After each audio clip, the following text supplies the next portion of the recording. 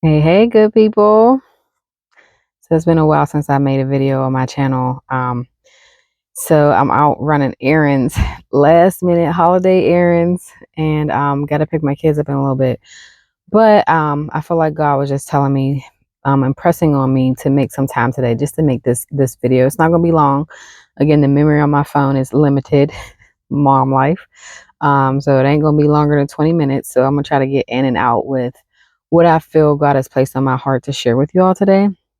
But if you've watched my previous video, I started talking about how one, this year has really humbled me in many ways.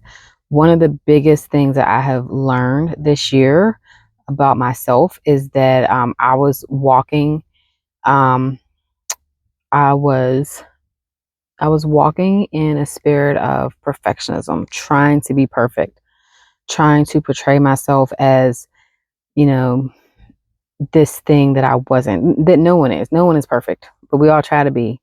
It's all for, the likes. It's all for what everyone else, thinks of you, keeping up with the Joneses, all those things. Like I felt that it was brought to my attention in a very harsh way that that's how I've been living for quite a while, just portraying myself as something and someone that I'm not, trying to be perfect, people pleasing. And so this year has been really hard with the you know with the with that being brought to my awareness, and me like, okay, this, I agree, this is where I am, this is what I've been doing.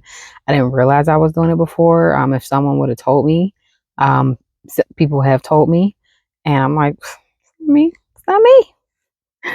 But God just brought it to me in a way this year where it's like I can't refute this.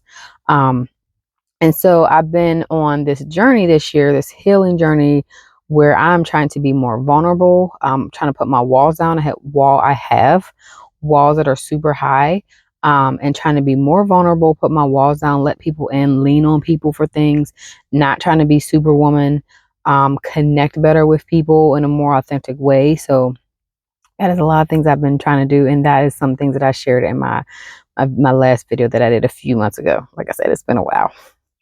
But so one of the things I had to do was kind of work backwards, right? So it's like, why do I feel like I have to be perfect?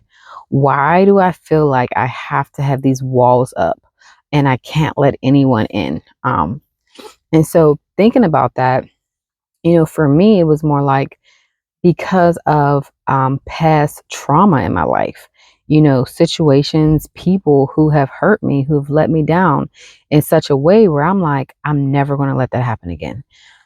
I'm never going to let anyone in close enough to hurt me, or I'm never going to let anyone put myself in a position where I have to depend on someone, right?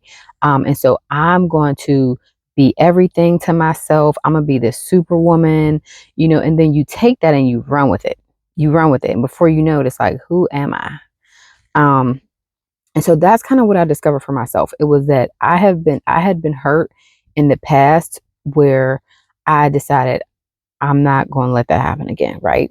And so part of the healing then, because of the past traumatic hurts, part of the healing starts with forgiving those people who I feel like have hurt me so that I can move forward, right? And so forgiveness is hard because you're like, but they don't deserve it. Why would I forgive them? I'm going to be mad at them. I'm going to hate them till I die, or like, um, again, like they don't deserve it, or just kind of a pride type of thing, right? Or you're just so offended by it, right? And so again, we've heard this numerous times, like holding on to that hate.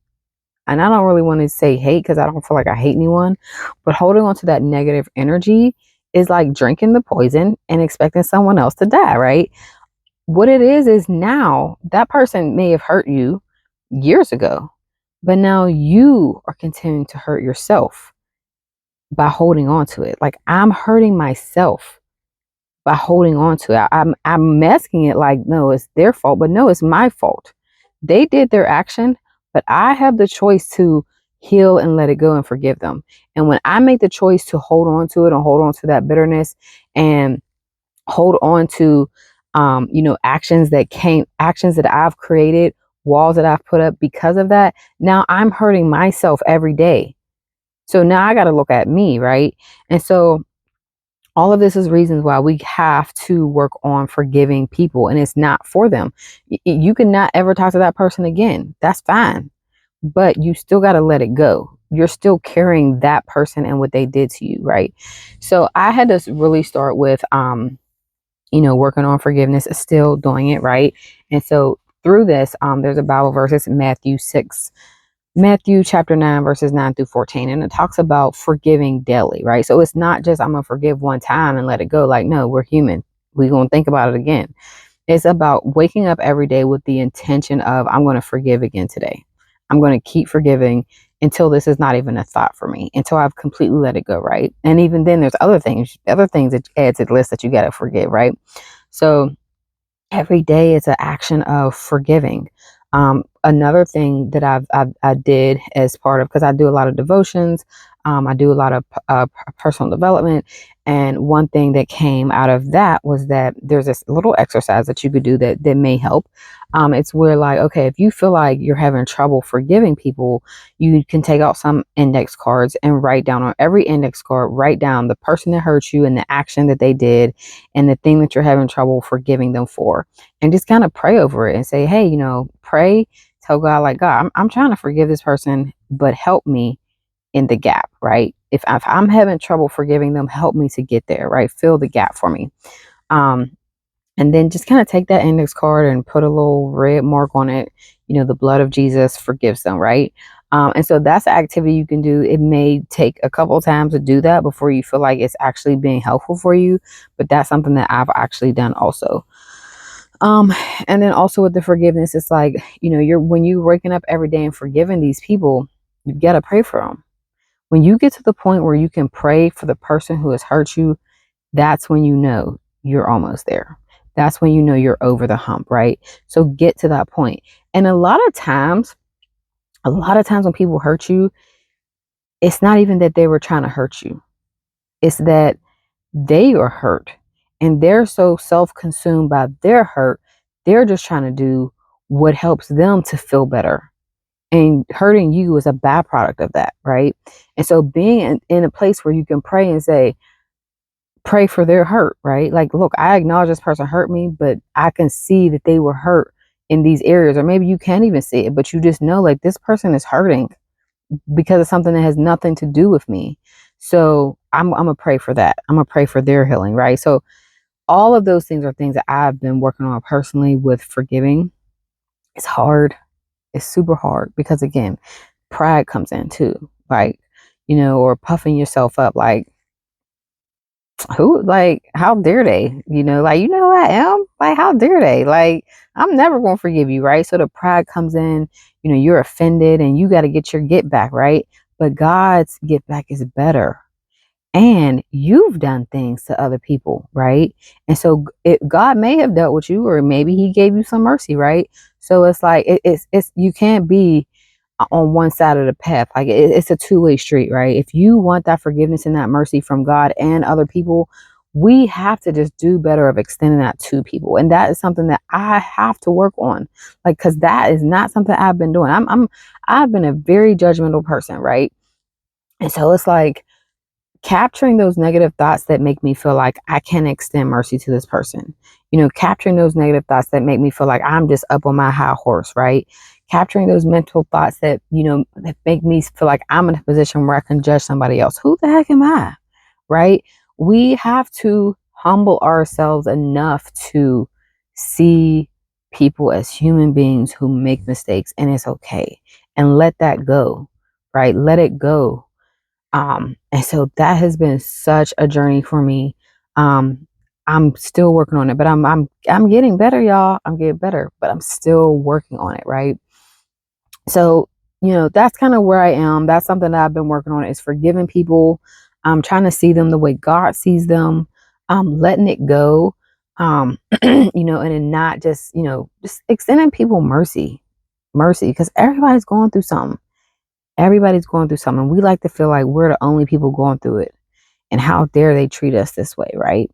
And one last thing I want to mention is the act of offense, right? Like, I'm so offended. Um, there's a book. It's called The Bait of Satan, which I have not listened to it yet. Listen, because I ain't got time to read. I'm gonna listen to it Audible. The Bait of Satan talks about this, and I haven't read it yet. But like I said, I've gotten some really, really great reviews. I've heard people who personally who've read it, some really, really great reviews. So I'm going to be listening to that very soon. Nona Jones is someone else that I've been listening to her journey. She has the book of The Gift of Rejection, which really hits on these things and forgiveness, right? But the topic is like, when you let somebody offend you, and you give into that offense and act out of a place of feeling offended, you have now you're letting the devil use you, right? You're letting the devil use you. You're taking your eyes off of like where God actually wants to guide you to. And so learning how to not be offended by what other people are doing, learning how to not take things personally. I need to work on that. Learning how to not take things personally, not be offended by what other people are doing. Just say, hey, that if you treat me bad, that's because of something you're going through, not because of me and who I am and who God's called me to be, and getting to that place. So I hope that I shared something today that connected with you. I hope that I shared something today that blesses you in some way.